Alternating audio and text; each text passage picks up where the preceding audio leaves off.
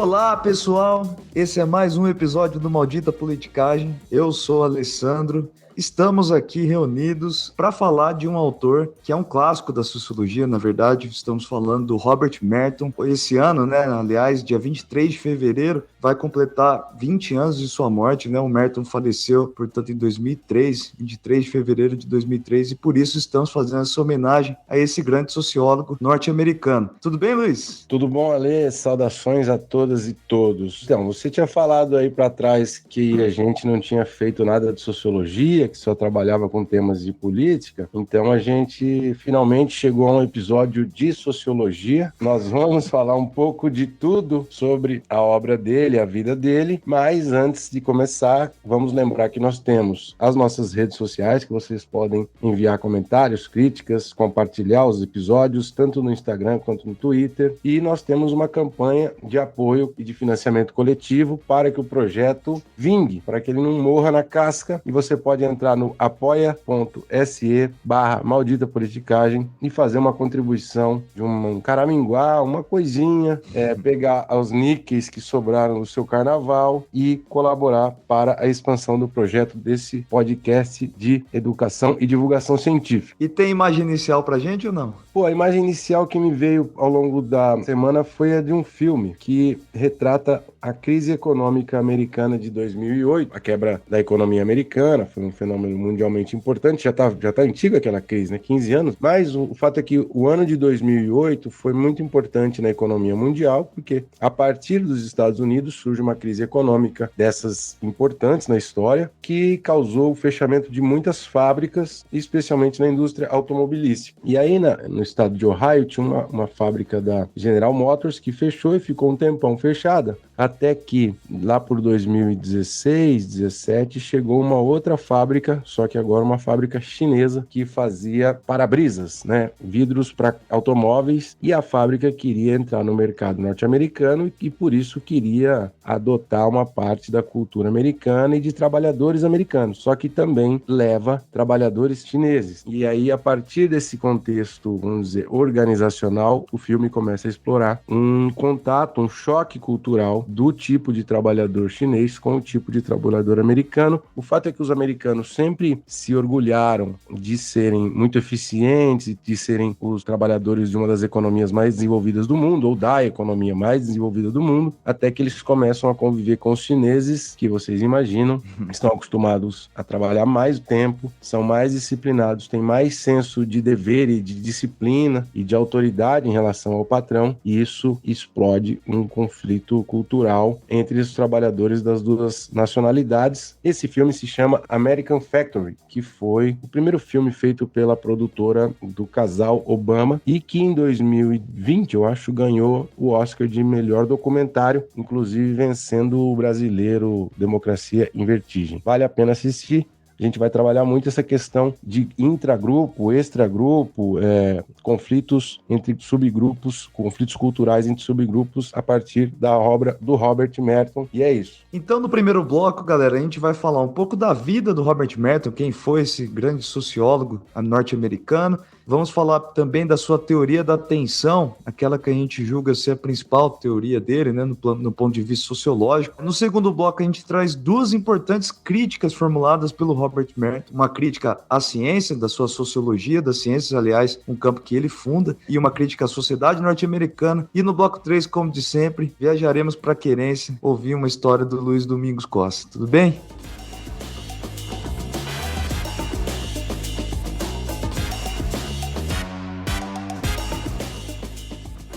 Então, Dominguinho, o nosso Robert Merton, né, esse grande sociólogo, ele é um clássico da sociologia, né, um autor muito utilizado. Descobri essa semana, aliás, que ele é muito cobrado em concursos públicos aqui no Brasil, na área de criminologia, né, então ele também aparece nos cursos de direito. É um dos fundadores, aliás, da sociologia da ciência, né, então é um cara de gabarito muito, muito grande aqui nas ciências sociais brasileiras também. Ele, segundo as próprias palavras dele, ele diz que ele teve muitas influências da ética protestante do Max Weber e do suicídio do Durkheim, que ele sempre se orientou através desses dois brilhantes trabalhos desses grandes sociólogos aí, né? Mas vamos lá, como foi a vida dele até esse ponto, até ele chegar a ser esse grande nome da sociologia? O Merton foi filho de imigrantes russos judeus que desembarcaram nos Estados Unidos em 1904 e ele nasceu em 1910. O pai dele tinha um pequeno laticínio que pegou fogo e depois o pai dele teve que levar a profissão de ajudante de carpinteiro. E o próprio Merton dizia que, embora sua vida fosse muito remediada, ele teve muitas oportunidades de estudo, de frequentar bibliotecas públicas. E tem uma curiosidade aqui interessante. Com 14 anos, ele se aventurou por uma carreira de mágico amador.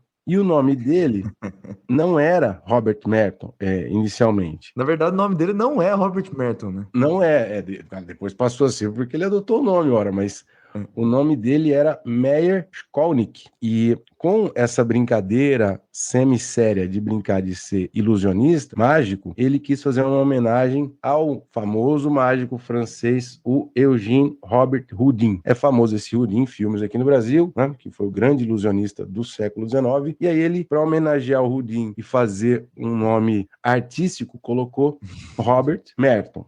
E depois ele foi para a universidade com 17 anos e quis manter o nome. Então, talvez seja o primeiro sociólogo que tenha sido mágico e talvez o primeiro sociólogo que tenha inventado um nome artístico bem diferente daquele que era o seu nome de batismo. Ele fala que existia muito preconceito com nomes russos, né? Então o nome dele é de origem russa, eslava, né? Então ele acabou alterando esse sobrenome, escolheu Merton como sobrenome. E ele, aliás, tem um filho que é também um figurão da economia, né? Sim, e o filho aí acabou também seguindo com o Merton adiante, né? O fato é que, tirando essa origem um pouco pobre, ele teve uma vida de estudos muito linear, né? Entrou com 17 anos na Universidade de Temple, em Harvard ele fez mestrado e doutorado, e lá ele conviveu com o grande sociólogo americano, talvez o maior de todos, que é o Talcott Parsons, que foi inclusive da banca de mestrado dele. Depois dessas pesquisas de formação, mestrado, doutorado, ele se instalou em Colômbia e, embora tenha participado de outros projetos em outras universidades, lecionado em outros cantos, a grande universidade para a qual ele dedicou a maior parte da carreira dele foi a Universidade de Colômbia, em Nova York. E viveu muito, né? Morreu em 2003, acho que 93 anos. E essa vida intensa dedicada à pesquisa de tudo quanto é tema, que é o que a gente vai começar a tratar agora, né? Então, né, vamos entrar na teoria da atenção, ou Strain Theory, né, que é o principal, talvez a principal teoria sociológica do Robert Merton. Para a gente conseguir entender isso, né, a gente precisa compreender que a sociedade é vista pelo Merton como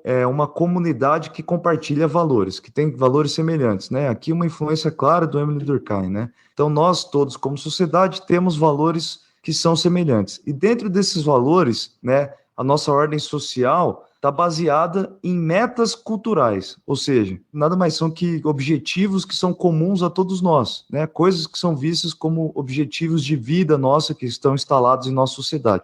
Né? Ele cita como exemplo o sucesso financeiro, né? Por exemplo, lá nos Estados Unidos. Todo mundo trabalha para ter um sucesso financeiro, né? Então, meta cultural dos Estados Unidos, sucesso financeiro.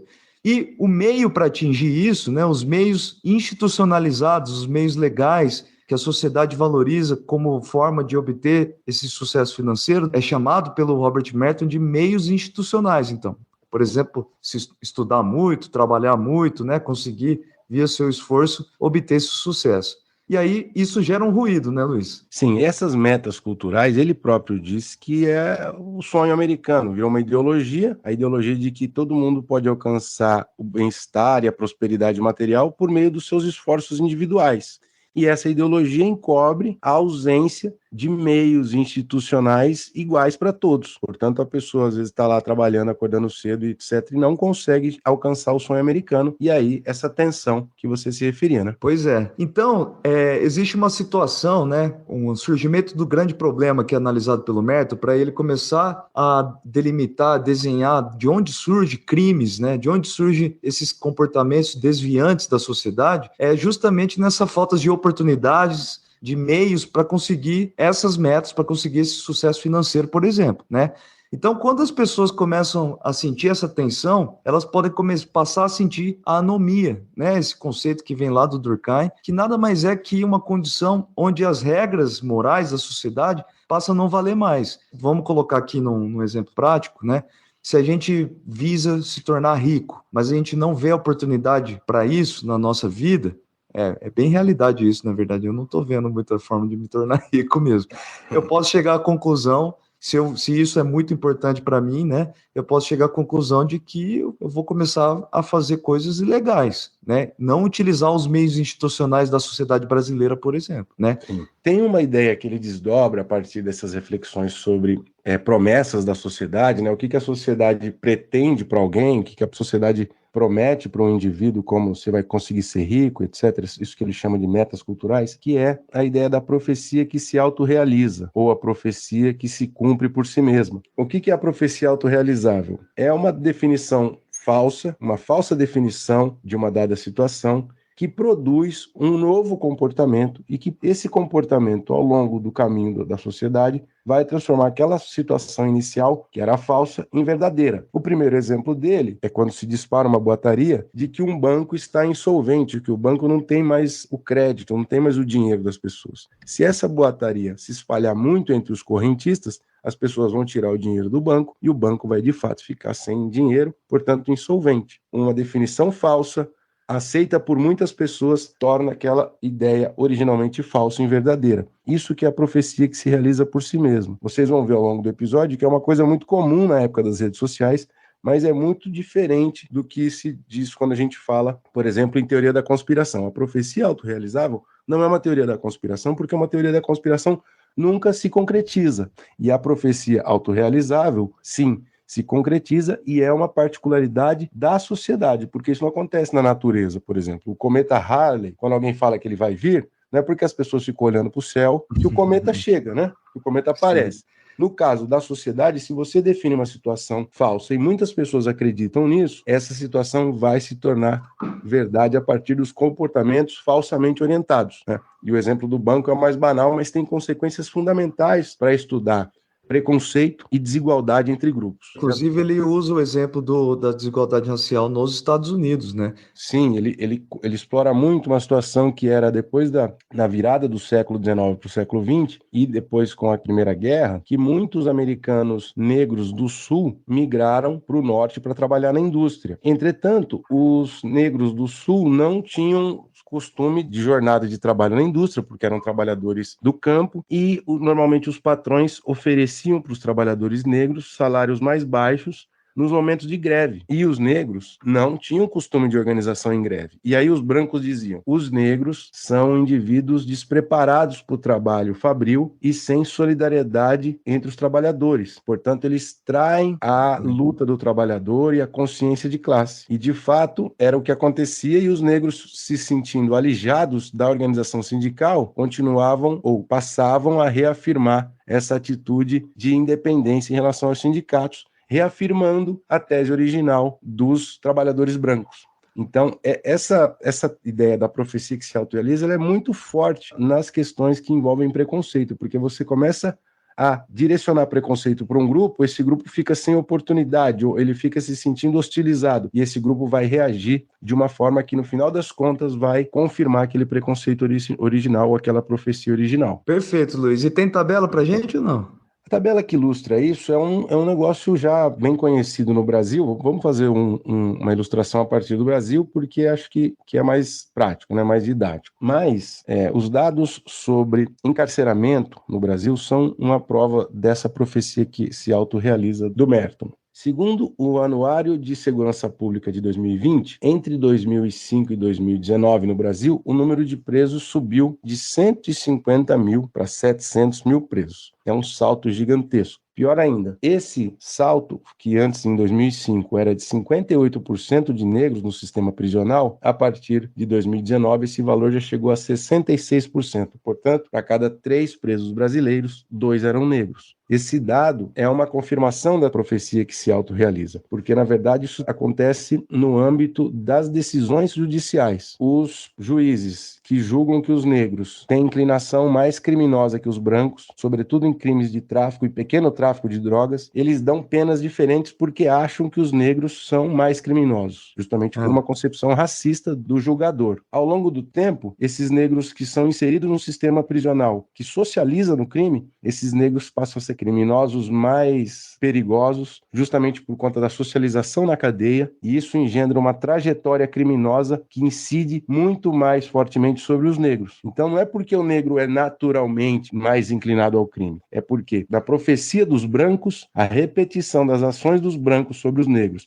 e as consequentes ações dos negros ao longo de sua trajetória vai confirmar aquela profecia original de que os negros são mais criminosos, só que, na verdade, tudo isso é efeito conjugado, é um efeito no atacado de um preconceito original que é falso. E isso está, por exemplo, na tese do Marcelo Campos, que é professor na Universidade Federal do Juiz de Fora. Ele analisa como que a nova lei de drogas de 2006 tem um papel importante, porque a nova lei de drogas de 2006 dá muita discricionariedade, dá muito poder de julgamento para o juiz. E o juiz traz o seu preconceito racial e, como consequência, ao longo de 15 anos, houve uma explosão do encarceramento negro no Brasil. É uma profecia autorrealizável das mais perversas possíveis no nosso país.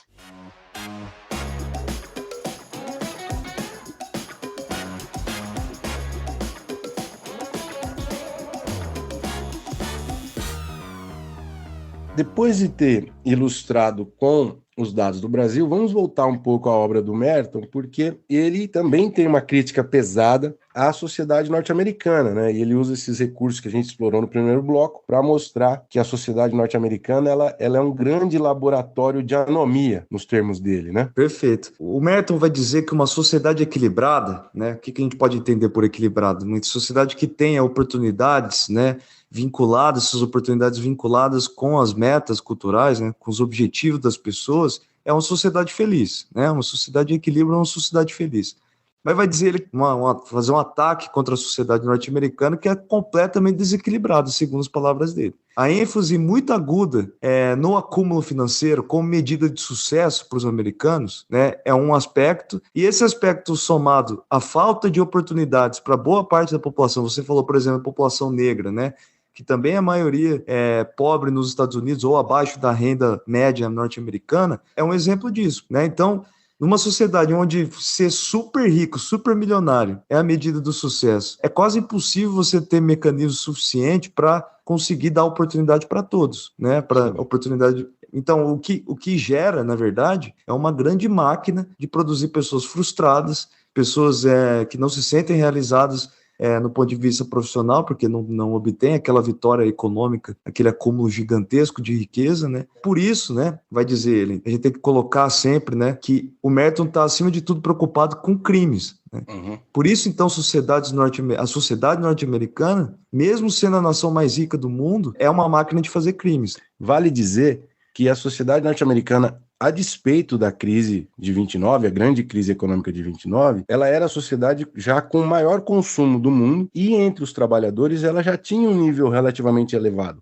Só que o problema dele é que entre os trabalhadores e a classe média alta e os ricos já havia uma distância muito grande. E a partir disso que surge uma tipologia dessas tensões e das respostas a essa estrutura desigual do ponto de vista econômico. Como é que é isso aí? Antes, né, voltando ao ponto dos Estados Unidos, vai dizer ele que não é a pobreza que explica a violência, né? Não é a pobreza que gera esse atrito. É preciso pensar todos esses aspectos juntos, né? Então, a pobreza, a meta que normalmente é colocada dentro da sociedade, e a falta de mecanismos, né, de meios para obter essas metas, aí sim que o ruído se completa, né? Então, a tipologia dele sobre reações, comportamentos das pessoas diante desse desafio, né, que é atingir as metas culturais, geram-se 5, então, tipos, né? Ele aqui claramente influenciado pelo Emile Durkheim. Então, uma pessoa pode trabalhar, né, agir no mundo do trabalho, no mundo profissional, no mundo da busca por riqueza,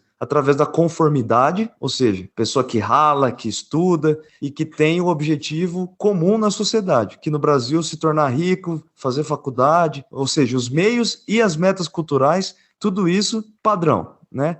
O segundo tipo, né? O primeiro tipo, conformidade, o segundo tipo, inovação. Esse nome é interessante, né? Inovação nada mais é que criminoso, né? Uhum. O indivíduo tem a meta, ele quer alcançar aquele desejo social, mas ele não vê, né, as oportunidades, né? Ele não vê que aqueles meios são rápidos o suficiente, estudar, fazer Ou faculdade, estão etc. disponíveis de qualquer jeito, né? Isso, aí o cara vira um traficante, por exemplo. Então, esse é o meio de inovação. Não deixa de ser também, né? É uma inovação, realmente. Terceiro ponto, o terceiro tipo, aliás, então vimos conformidade, inovação, o terceiro tipo é do ritualismo. Ritualismo, eu ouso dizer que é o meio mais comum nas classes médias brasileiras, né? Somos nozes, né? É. Somos nozes aí, né? É a pessoa que já desistiu do sonho de ser milionário, ou seja, né, a meta cultural não é, já foi abandonada e continua fazendo os rituais que ela aprendeu a fazer. Continua trabalhando todo dia lá, batendo ponto, indo para reunião, etc. E já não tem mais a meta cultural, ele continua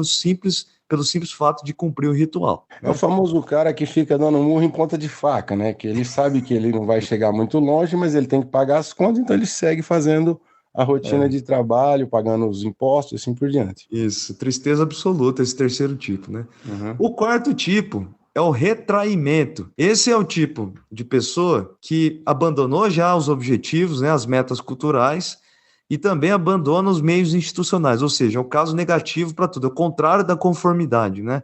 Então, o retraimento é a pessoa que normalmente se torna um viciado em drogas, a pessoa que normalmente se torna um morador de rua, ou seja, a pessoa já desistiu dos meios, já desistiu dos objetivos, né? Ela está na forma de retraimento, uma forma quase de exclusão social aqui. E aí ele vai gerar um quinto tipo. Esse quinto tipo são das pessoas, é composto pelas pessoas que também, de alguma forma, abandonaram as metas padrões culturais, né, os meios institucionais também, mas que querem mudar, revolucionar o mundo, porque não concorda com aquilo, etc. Então quer construir um novo mundo, né? Isso é típico dos revolucionários políticos, né? Daquelas pessoas que apoiam um grande movimento político que é contrário àquilo que está estabelecido em nossa sociedade. E dos jovens, muitos jovens também, né? Perfeito, João. Eu fiquei pensando se os nossos queridos invasores, queridos, né, uma ironia, invasores do Planalto seria uma rebelião, mas aí a gente deixa para uma outra conversa, Pois é. talvez. Só uma observação. Eu acho que a gente tem planejado ainda ao longo do ano para fazer um episódio sobre o Emile Durkheim, e essa tipologia de crime do Merton lembra muito a tipologia do suicídio do Durkheim. A gente vai fazer essa conexão lá na frente. E, além do mais, a gente pretende deixar isso disponível, porque a gente tem uns esqueminhas, uns roteiros que parecem didáticos, só que não dá para usar porque nós temos um programa de podcast. Então, o Luiz, aliás, vou contar uma coisa para o nosso ouvinte. O Luiz, ele gosta de fazer desenhos que ilustram os tipos, né?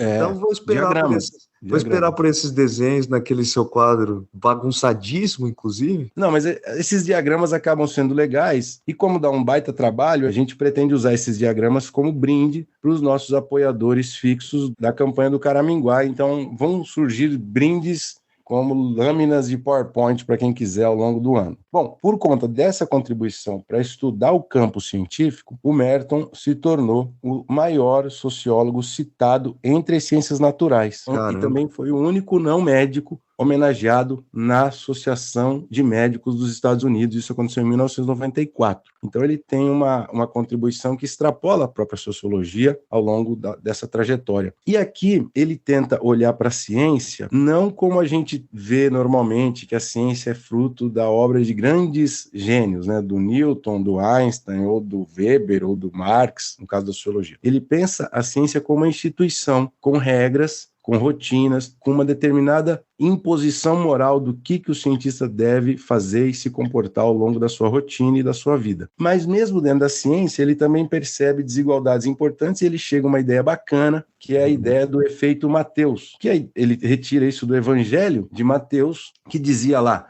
que os ricos ficam cada vez mais ricos e os pobres ficam cada vez mais pobres. Tinha um axé, o de cima sobe e o de baixo desce. Que axé, isso daí é Chico Sainz, rapaz. Você lembrou da música errada. Não, o Chico Sainz tem, mas é que me veio na cabeça agora aqui, de repentesco, era uma... Eu não sei que música. Lembra qual que era? Então, sim, aquela música, ela é a adaptação de cultura de massa no Brasil do efeito Mateus, e o Merton aplica isso para o campo científico, dizendo que cientistas que já têm maior reputação tendem a ser mais citados em detrimento aos cientistas mais jovens ou que têm menos reputação. Isso tende a produzir desigualdades cumulativas, né? Os cientistas com mais reputação tendem a ficar mais reverenciados e os que têm menor reputação tendem a ficar mais esquecidos. Então, essa é uma última ideia legal dele. É mais ou menos a mesma lógica da teoria anterior que a gente tinha falado, né? A teoria da atenção. Na verdade, porque o que ele está dizendo é o seguinte, né? Quem tem mais vantagem e oportunidade tende a subir, né? O cara é convidado para dar discurso, para dar palestra, para ser parecerista, etc, etc, etc. Uhum. Enquanto aquele que está no começo não é convidado para nada, é recusado, não tem o seu trabalho reconhecido, enfim, uma série de problemas. Ou seja, ele não atinge a meta cultural acadêmica aqui, né? É mais ou menos o mesmo modelo aqui que a gente pode utilizar. Aliás, para quem quiser, eu fui ler o negócio da Bíblia, é a parábola dos talentos, para quem tiver interesse, tá? Parábola dos talentos não é tão interessante aqui para a gente perder uma parte do episódio, mas enfim, para quem tivesse curiosidade. Não, mas o Alessandro, ele quase flerta com a estudos da teologia também, né? O cara que gosta de Olavo de Carvalho só pode estudar um pouco de teologia também. Bom... Ó, tem aluno meu que ouve isso aqui. Você tá falando que eu gosto de não, você gosta não. Você foi explorar lá por compromisso científico Olavo de Carvalho. Você vai fumar um cigarro com Olavo de Carvalho no final da sua vida, hein? Só pra lá. Tem porrete acadêmico? Tem quebra-pau acadêmico? Como é que é? Tem. O criminologista Albert Cohen e o nosso queridíssimo pensador inglês Anthony Giddens, sociólogo inglês Anthony Giddens, não concordam plenamente com a teoria do Merton, porque eles afirmam, na verdade, que não existe, né, essa meta cultural completa, né, para todas as pessoas da sociedade. Não são todos os brasileiros que têm o mesmo sonho, que têm os mesmos raciocínios, as mesmas preocupações, né? Então vai dizer eles que o Merton deixou de lado e que é muito relevante a própria dinâmica de grupo, né? A dinâmica de cada um dos grupos sociais que existem, de diversas culturas diferentes, diversos objetivos distintos. Então, por exemplo, eu acho que o Albert Cohen estuda pequenos grupos de crime, né? E ele vai dizer, na verdade, eu cheguei à conclusão que grande parte dos criminosos querem aprovação dos seus pares, né? Não é necessariamente se tornar rico, na verdade é ganhar status entre seus pares. Então é mais ou menos uma crítica contra o modelo mertoniano que nós temos aqui. E os marxistas dizem que ele tem toda uma constatação de várias variáveis típicas da sociologia marxista que ele não faz reconhecimento e não leva as últimas consequências, porque essa discussão sobre desigualdade de estrutura de oportunidades que você falou lá sobre crime, isso teria uma entrada marxista que ele não desenvolve. Mas, por último, também vale dizer que a teoria dele foi desenvolvida num momento ainda precoce, né, do campo sociológico, na década de 30, essa discussão sobre tensão e crime, e que muitos das críticas e ajustes que a própria área desenvolveu dependeram desse primeiro impulso dele. E outra coisa, interessante na trajetória do Merton, é que embora ele tenha frequentado Harvard, que era, na sociologia norte-americana, a cozinha do Parsons, porque o Parsons foi o grande estruturalista, ele pensava em um modelo teórico total, que pensava em toda a estrutura da humanidade, a teoria hiperestruturalista ou sistêmica desse grande sociólogo tal do Talcott Parsons.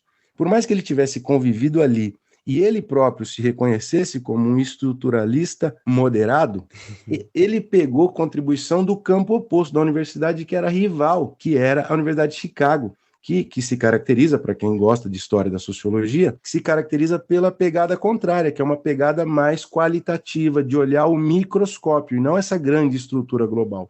Então, fazer etnografias, né? Isso se revela nessa preferência que ele próprio declara pela teoria de médio alcance, que é estudar, por exemplo, o campo do crime, o campo da ciência, e não fazer essas grandes narrativas metateóricas, que seria, por exemplo, a sociedade capitalista, como faz o marxismo, ou o sistema social total, como faz o Parsons. Então ele tem essa saída intermediária, que quando eu conheci isso no mestrado, aliás, com o professor Reginaldo Moraes, foi uma referência importante da minha formação, isso me impactou bastante lá nos idos de 2007, então fica essa lembrança do professor Reginaldo e dessa sacada legal do Merton de procurar teorias de médio alcance.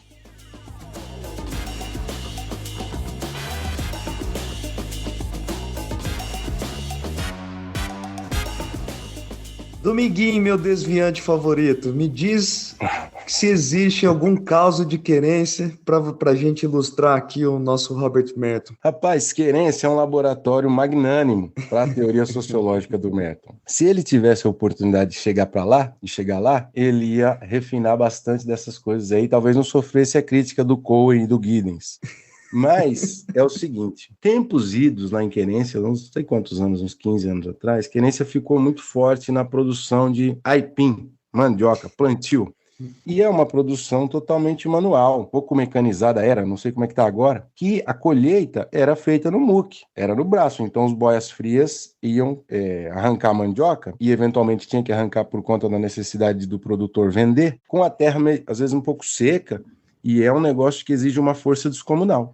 E aí o que acontecia? Os gatos são aqueles que puxam os boia-frias no caminhão, né? Eles dirigem o caminhão e passam pegando os boia-frias de manhã bem cedo, antes de clarear o dia. Esses gatos ficavam contando que os boia-frias iam em cima do caminhão fazendo aquela puxada, puxando aquele fumo do capeta mesmo, né? E aí, veja, a situação do boia-fria, acordar às 5 da manhã, com uma marmita para ir passar uma parte significativa do dia no sol quente, puxando mandioca numa terra seca. É um trabalho desgraçado. O comentário que essa ponta do processo produtivo, os caminhoneiros ou os proprietários das terras, faziam uma leitura de que esse trabalhador era um trabalhador drogado, era um trabalhador que não chegaria a lugar nenhum. E ao longo de uma trajetória de anos, dependendo daquela rotina para se sustentar, esses trabalhadores dificilmente mesmo chegariam a querer estudar ou desenvolver outras habilidades, e provavelmente muitos deles ficavam ali muito ligados ao uso da marihuana. E essa é um exemplo clássico que Querência acontecia da profecia que se cumpre por si mesma. Essa profecia, ela se confirma ao longo de anos de uma trajetória, né? Você tem uma geração que começa a fazer isso com 14, 15 anos, quando é 25, 30, eles ainda estão fazendo aquilo, provavelmente muito desinteressados em estudar ou trabalhar em outras frentes, porque a vida foi hostil com eles ao ponto deles terem essa dependência de um tipo de trabalho que não os promove e que não dá mobilidade social. Então é o tipo de profecia que se cumpre por si mesmo lá em Querência, no Paraná profundo. Maravilha, Luiz. Gostei Isso também muito da sua esse história. exemplo também pode interpelar aquela tipologia que você falou, enfim, mas fica aí para os alunos estudarem e pensarem nessas questões, né? E lá em Querência a terra é vermelha? Não, lá o solo é do arenito caiuá, que é mais arenoso e menos vermelho. Tá. Não é o solo tão fértil quanto a região de Londrina, Maringá ali. Então, Luiz, eu vou propor agora na maldição o seguinte: você, como brilhante acadêmico da Federal do Paraná, da Uninter, o que você já presenciou sobre o efeito Matheus? Você acha que é uma realidade que existe? O efeito Matheus, aquela crítica do Merton contra a hierarquia acadêmica, né? Eu acho que sim. Eu acho que, em geral, isso é uma tendência estrutural das instituições científicas, né? Mas ela é muito mais reforçada em instituições de maior prestígio. O efeito Matheus tende a ser mais presente em instituições com mais fama, como, por exemplo, a USP, as instituições internacionais. Aqui no Paraná, a gente teve muita oportunidade de publicar e de ser citado junto com os nossos professores, coisa que não se vê muito em outras instituições ou não se via antigamente, não sei como é que está hoje. Então, o efeito Matheus aqui acontece porque, às vezes, você tem 4, 5 autores e o de maior reputação vai ficar com o primeiro autor. E, normalmente, ele aparece mais na citação do trabalho, pelo menos assim, quando você fala o nome do autor, o trabalho do fulano, é o que é mais famoso. Embora nos indicadores de produção, nos indicadores bibliométricos, todo mundo seja citado, mas existem experimentos que comprovam a existência disso. Eu acho que no Paraná a gente sofreu menos disso. Só que concordo com você. Tanto que uma vez, veja só, mesmo que os professores aqui fossem generosos, uma vez eu estava publicando com os professores numa revista de Brasília, e eles falaram que eu devia ser o primeiro autor, porque eu tinha fiado a mão na massa de dados lá. E aí chegou na revista o texto, eu não tinha doutorado. A revista falou, só pode ficar em primeiro autor quem tem doutorado. E os professores ficaram tirando sal de mim, tá vendo? Você não defende logo o doutorado, sei lá, ficaram me zoando, mas o próprio periódico produz o reforço do efeito Matheus, entendeu? Perfeito. Eu vou contar um caso sobre o efeito Matheus. Eu fiquei anos citando um artigo que tinha um autor famoso, né? No meio dos autores, 3 autores, Só que depois de anos usando o artigo, fui perceber que o nome famoso era o terceiro, na verdade, né? Era uma autora, uma estudante, na verdade, também de doutorado, né? Uma colega nossa, que eu nunca citei na minha vida, nas minhas defesas de trabalho, nos congressos por aí. Então, né, um Então exemplo. você, por descuido, desleixo ou por inconsciente, estava executando o efeito Matheus na prática. Tava executando efeito Matheus. Luiz, a gente falou muito sobre desvios, sobre crimes, etc. E o fragmento da nossa cultura pop narra muito, né, a vida do crime, a vida das pessoas que acabam entrando no crime, que é o rap. É um grande tema narrado pelo rap nacional e internacional. Então a pergunta para você é a seguinte: você prefere o rap nacional na nossa luta de gostos, ou você prefere o rap importado, como diria o Tião Macalé? Difícil. Eu comecei aí gostando mais do rap importado, nos termos do Macalé. Mas depois, graças, acho que em parte aos próprios alunos que foram me mostrando ou discutindo isso depois, quando a gente socializava ali no café, eu me afeiçoei ao rap nacional mais forte nos últimos anos. Então, fiquei em cima do muro, né? Mas acho que agora, hoje, eu optaria pelo rap nacional. E você, meu querido? Tá, mas eu imagino o conteúdo da sua resposta. Eu prefiro o rap importado, eu vou dar a minha justificativa. Porque por rap nacional, o senhor está considerando apenas uma banda e eu sei qual é. Não é só Racionais. Não é só Racionais. O que é, então? O Paco, Exu, um monte de outros. O Matheus que me ensinou a escutar um monte deles. Agora você me deixou nervoso, não vou conseguir lembrar. Então, beleza. Não, eu adoro Racionais, mas eu sou pouco aprofundado no rap nacional como um todo e tenho me tornado muito fã do rap importado aqui. Primeira dissidência desse ano, tá? Acho que é a primeira dissidência desse ano. Então. Já quando você tem um gosto virado mesmo. Os avisos paroquiais. Nós temos as nossas redes sociais, no Twitter, Politicagem, e no Instagram, Maldita Politicagem. A gente faz divulgação de conteúdos, compartilha textos, compartilha tweets interessantes e recebe críticas, sugestões, piadas de mau gosto. A curadoria sádica é forte por ali. Inclusive, fizeram comentários excelentes, comentários críticos importantes sobre o episódio da eleição do Congresso, que a gente ainda tem que reagir, mas isso vai acontecer na medida em que a agenda de começo de ano dos professores aqui vai se desafogando, não é isso? É isso. Então, perfeito, é isso, galera. Alessandro, agora que voltou do carnaval, nós estamos aqui com o fim do carnaval, né? O ano começa, o ano letivo começa para valer, não tem mais aulinha leve, e agora... Que ano começa, rapaz? Já começou faz tempo, já tô trabalhando igual um condenado. Mas agora, depois do carnaval, é que você tem que trancar a respiração e começar a mergulhar para só sair lá na beira do Natal, em dezembro de 2023. É isso, então. É isso, galera. Abraço. Abraço.